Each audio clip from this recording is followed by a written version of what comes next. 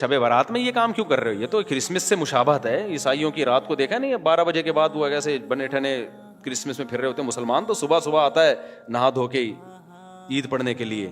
وہ تہوار مسلمانوں کا دن میں ہوتا ہے, راتوں میں مسلمانوں کی خوشیوں کے تہوار نہیں ہوتے. تو پھر جس طرح نبی نے جو عمل کیا اس طرح کیا جائے گا نا. نبی صلی اللہ علیہ وسلم اکیلے گئے تھے, اندھیرے میں گئے تھے, آپ جتھوں کی شکل میں پتیاں لگا کے جاتے ہو وہاں پہ, تو یہ تو سنت تھوڑی ہے. اور پھر اس رات حلوے بنانا. حلوے کیوں بناتے ہیں؟ کہ بھئی یہ تہوار ہے. تو خوب سمجھ لو مسلمانوں کے تہوار راتوں میں نہیں ہوتے, راتوں میں غیر مسلموں کے تہوار ہوتے ہیں. تو اگر کوئی عبادت کرنا چاہے تو امید ہے اللہ کی رحمت سے اس کو اس رات ثواب دوسری راتوں سے زیادہ ملے گا.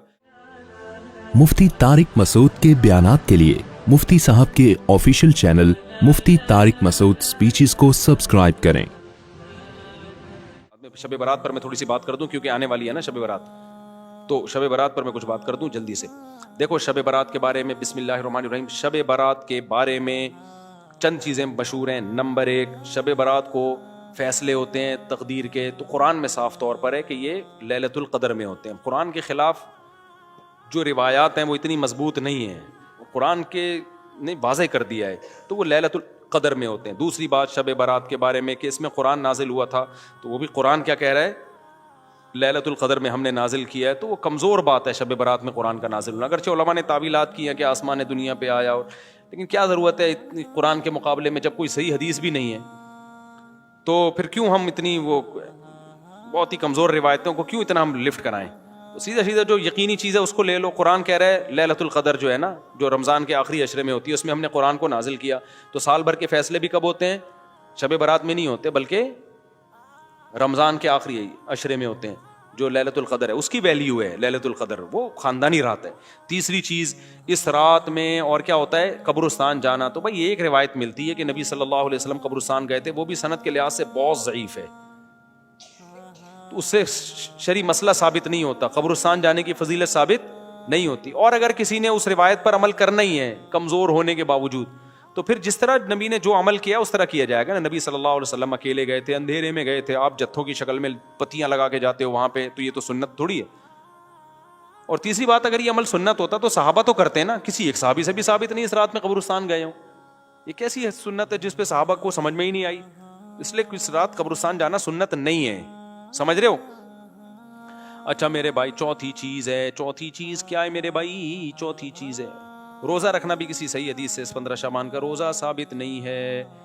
بعض لوگ کہتے ہیں فضائل میں ضعیف حدیثیں بھی چلتی ہیں. فضائل میں ضعیف حدیث چلتی ہے جب صحیح حدیث سے فضیلت ثابت ہو, تو اس کو مزید آپ ویلیو بڑھانے کے لیے ضعیف روایت بھی بیان کر سکتے ہیں. لیکن بہرحال یہ اختلافی مسئلہ ہے, تو ہماری رائے یہی ہے کہ ثابت نہیں ہے تو اس کو سنت نہیں سمجھنا چاہیے.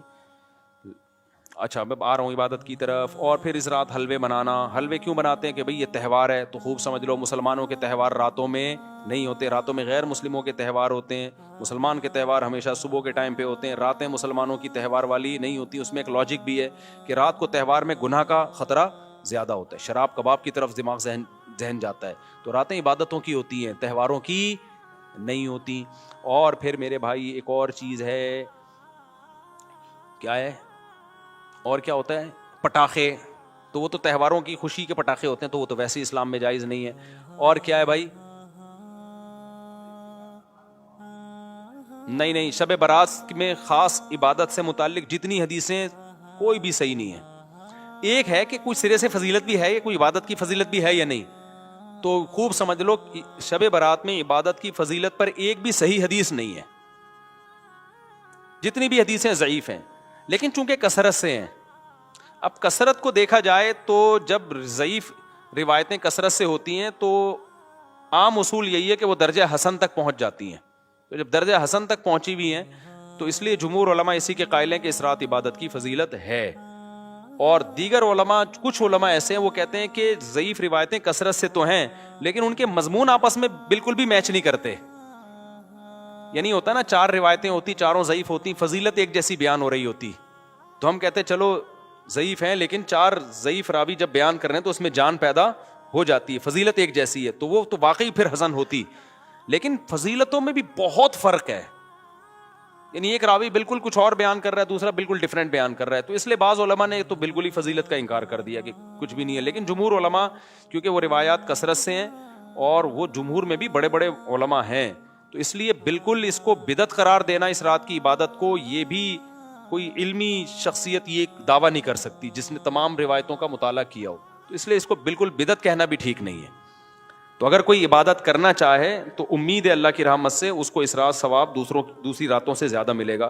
لیکن اگر کوئی عالم اس کی فضیلت کا بالکل انکار کرنا چاہے تو اس کو بھی برا بلا کہنا ٹھیک نہیں ہے. انکار کی بھی ایک ریزن ہے اور فضیلت کی بھی ایک ریزن ہے. تو اب جب علماء میں اختلاف ہوتا ہے تو عوام کا کام یہی ہوتا ہے کہ جمہور کی رائے کو فالو کرے, وہ 1.5 اینٹ کی الگ سے مسجد بنانے کی کوشش نہ کرے. عوام کا یہی کام ہے. لیکن اگر کوئی عالم انکار کر رہا ہے تو اس پہ طنز نہ کرے, لیکن جو انکار کر رہا ہے اس کو بھی چاہیے دوسروں کے احترام کے ساتھ انکار کرے. بدعتی کہہ کے ان کو کہے کہ یہ بدعت ہیں, یہ ضعیف حدیثوں پر عمل کرتے ہیں, تو یہ اس کی علامت ہے کہ آپ نا جس چیز کی جتنی حیثیت ہے اس کو اس کی حیثیت سے زیادہ گھٹا رہے ہو یا زیادہ بڑھا رہے.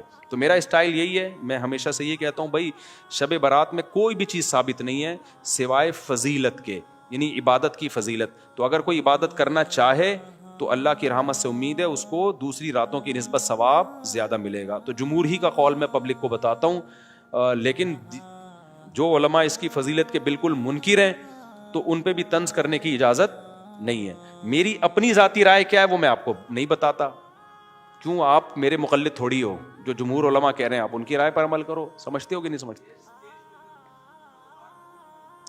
گیز کیش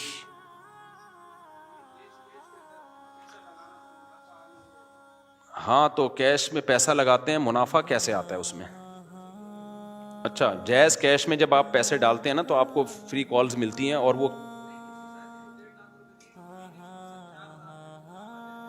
کس بات کا منافع دے رہا ہے وہ؟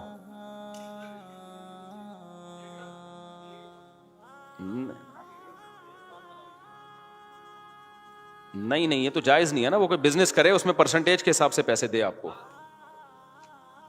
وہ 4,000 نہیں دیتے, وہ کال کے ڈسکاؤنٹ دیتے ہیں.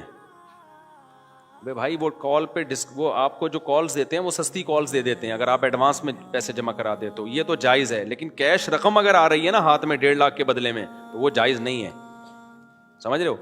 تو یہ شب برات سمجھ میں آ گئی کہ نہیں آ گئی؟